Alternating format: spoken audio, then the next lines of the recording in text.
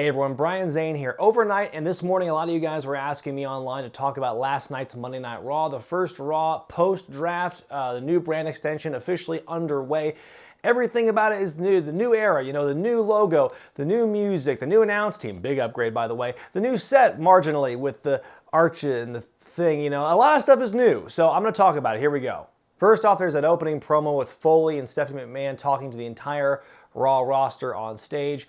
Interesting moment where Stephanie dresses down Roman and says, "You are a loser, you screwed it up for Raw in the main event at Battleground, so I'm going to punish you by putting you in a fatal four-way where you might be able to win another title." Huh? She also mentioned, in 1,209 episodes, there's always been a world champion. Yes, exactly. Except for that one big stretch where Brock Lesnar was the champion and he was never on television. So there's also that. But the big story is the two fatal four-ways they booked, and the winners of those two matches were going to face each other in the main event to fight Seth Rollins at SummerSlam for the brand new WWE Universal Championship. And holy crap, a lot of feedback, a lot of negative feedback about the name of this championship on the interwebs in the last several hours as I've been looking at it. My thoughts on the Universal Championship, first of all, everyone's like, bring back the World Heavyweight Championship, bring back the, you know, I don't think you can do that. The old World Heavyweight Championship has been killed off and brought back enough times that at this point it doesn't mean anything to me anymore.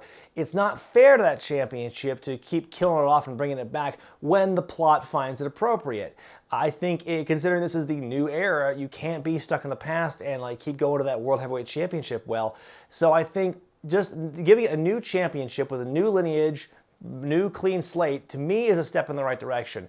The name of the championship, I mean, I'm kind of on the fence about it because I've worked at a promotion, APW, that has a Universal Championship. Carlos Colon's Federation in Puerto Rico has a Universal Championship. It's not a brand new name for a title, but it does feel very universe mode, pardon the pun, to give it that kind of title. I don't think it's necessarily like comparing it to the WWE Championship, because they're going to refer to that as, you know, the World Heavyweight Championship, the WWE Championship. That's the mold of history. So the Universal Championship is the brand new one. I don't think, oh, the universe is bigger than the world, so it's a step up.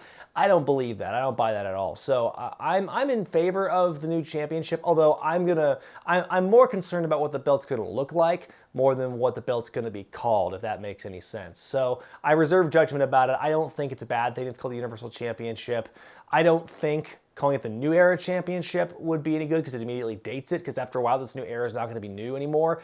I also wouldn't call it the Raw Championship or the SmackDown Championship, because then that, you know, to me doesn't have as much oomph and gravitas as World Championship and Universal Championship to me. Also, what if we get a repeat of John Cena and Batista in 2005 where the champions trade brands? You can't have the Raw Champion on SmackDown and vice versa, so that'd be weird. So I think keeping it with these titles, to me, the names that we have, that makes sense to me. Anyway, let's talk about the Fatal 4-Way matches themselves. Both of them were very good in my estimation, though I give a slight edge to the one that Finn Balor won, the one with Kevin Owens and Rusev and Cesaro.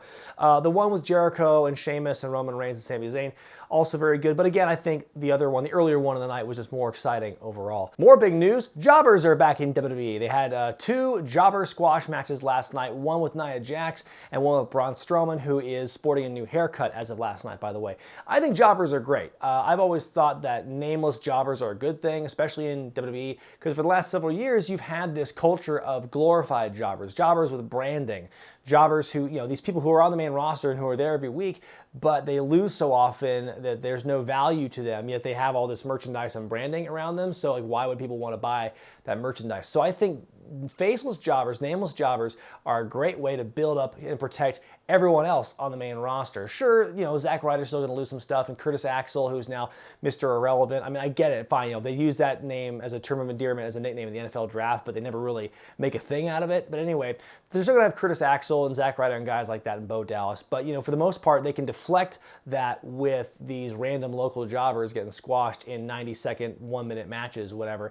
I don't think it should be a regular thing. It shouldn't be a 2 per episode every week kind of thing. Space out a little bit. Maybe have one jobber match next week. Maybe go the next week without any jobber squashes, and bring it back. Make it kind of like a pattern. Make it a regular pattern.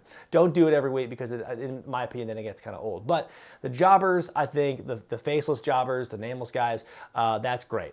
Moving on to the Women's Championship match. Very surprised they hot-shotted this for the Raw After Battleground instead of waiting for SummerSlam, which a lot of people predicted would happen. But this match, it was a hell of a match. You know, it was everything you come to expect with a Charlotte versus Sasha Banks kind of matchup, including a Sasha Banks botch. Apparently she can't go one match without almost killing herself, and she did that almost to the suicide dive. Very reminiscent of the Trish Stratus Lita match in 2004 when that was the main event of Raw. But that aside, it was still a very good match, very fun to watch, very dramatic. Again, the storytelling, I liked it too, with Charlotte constantly getting in Sasha's face and saying, "You can't beat me," da-da-da.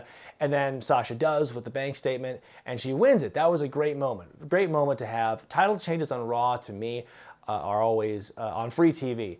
You know, don't do it too much, but do it just enough that people have a reason to keep watching the show. So I think this was a great moment. Sasha Banks winning.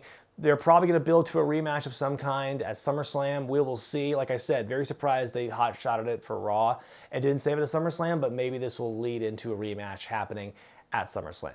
Main event time, Roman Reigns and Finn Balor to determine who will have the right to fight Seth Rollins at SummerSlam for the Universal Championship. I think this is a great match. You know, talk about Roman Reigns and hate on him all you want, but I will always maintain that for the most part, especially when he's put with the right people, he is a very good worker. And I think he worked a great match with Balor here. Their styles meshed perfectly well because you had the strength and power of Reigns, and the whole story was Finn Balor trying to outmaneuver Roman Reigns and the risk of him getting slowed down and grounded, but he still persevered with his high flying and his fast action.